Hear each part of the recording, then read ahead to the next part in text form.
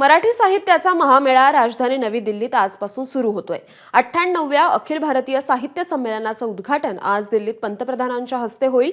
तब्बल 7 दशकांनंतर मराठी साहित्य संमेलन दिल्लीत होतंय।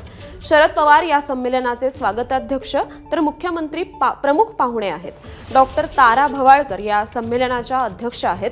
सरहद या संस्थेने संमेलनाचं आयोजन नवी दिल्लीत केलंय। आज दुपारी 3:30 वाजता दिल्लीत विज्ञान भवनात संमेलनाला सुरुवात होईल। 21 ते 23 फेब्रुवारी दरम्यान विविध साहित्यिक कार्यक्रम या संमेलनात होतील। संमेलनासाठी 2 कोटींचा अतिरिक्त निधी राज्य सरकारने मंजूर केलाय। साहित्य संमेलनासाठी राज्य सरकार दरवर्षी 2 कोटींचं अर्थसहाय्य करतं। मात्र दिल्लीतील खर्च लक्षात घेऊन अधिक निधीची महामंडळाची मागणी पूर्ण करण्यात आली आहे। 98व्या मराठी साहित्य संमेलनाचे आता उद्घाटन ग्रंथदिंडीने होत आहे असं आपण म्हणू शकतो। संमेलनाचे माजी अध्यक्ष रवींद्र शोभणे सर दिंडी खांद्यावर घेऊन या दिंडीला सुरुवात करतात आहेत। आपल्याला माहिती आहे की ही ग्रंथदिंडी साहित्य संमेलनाचं प्रमुख आकर्षण असतं, तेव्हा दिल्लीतल्या या ग्रंथदिंडीला आता या कार्यक्रमाच्या माध्यमातून, या भव्य दिंडीच्या माध्यमातून सुरुवात होते। शोभणे सर, 98वं साहित्य संमेलन खरं तर या ग्रंथदिंडीने सुरू होत आहे आणि खरं तर भव्य असं साहित्य संमेलन होऊ घातलेलं आहे। नाही, हे साहित्य संमेलन दिल्लीला भारताच्या राजधानीत होता याचा खरंच आनंद आहे आणि 71 वर्षानंतर हे भव्य साहित्य संमेलन या ठिकाणी आयोजित होत आहे। ताराबाईंसारख्या विदुषी या साहित्य संमेलनाचे अध्यक्ष आहेत आणि त्यांनी ज्या ग्रंथांवर कार्य केलं ते ग्रंथ आज या पालखीमध्ये आहे। त्यामुळे आम्ही या ग्रंथांची पालखी आमच्या खांद्यावर वाहताना आम्हाला अतिशय आनंद होतो। ग्रंथांची पालखी ज्येष्ठ साहित्यिकांच्या खांद्यावर आहे आणि अखेर या ग्रंथदिंडीला सुरुवात झालेली आहे।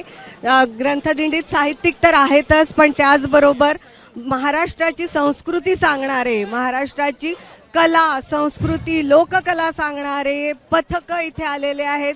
त्यामुळे ही भव्य ग्रंथदिंडी दिल्लीकरांना आज महाराष्ट्राचं सांस्कृतिक वैभव दाखवणार आहे।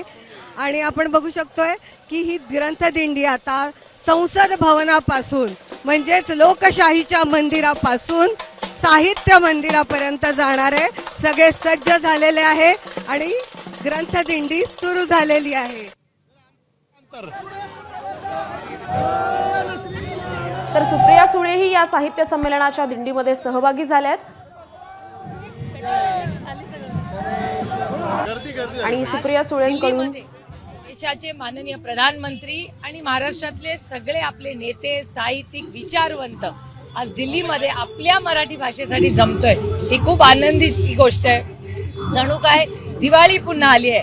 म्हणजे या वर्षी 2 वेळा आपल्या आयुष्यात दिवाळी आहे, एक आता आणि जी येते ती। ते खूप आनंदाचं सगळं वातावरण इथे आणि खूप उत्साहाच्या भरात आज सगळे आपण हा दिवस आणि मराठी भाषा साजरी करतोय, आपली संस्कृती साजरी करतोय। राजकारणी पण नागरिक असतात आणि मराठी भाषेवर प्रेमाने असतात। उलट राजकारणी, साहित्यिक आणि दोघांनी एकमेकाचं ऐकलं पाहिजे, कारण का महाराष्ट्राच्या संस्कृतीत साहित्यिक, विचारवंतच पुढे ठरवतात आणि सगळ्या राजकारण्यांनी लेखक, विचारवंतांचं नेहमी ऐकलंच पाहिजे। एबीपी माझा, उघडा डोळे बघा नीट।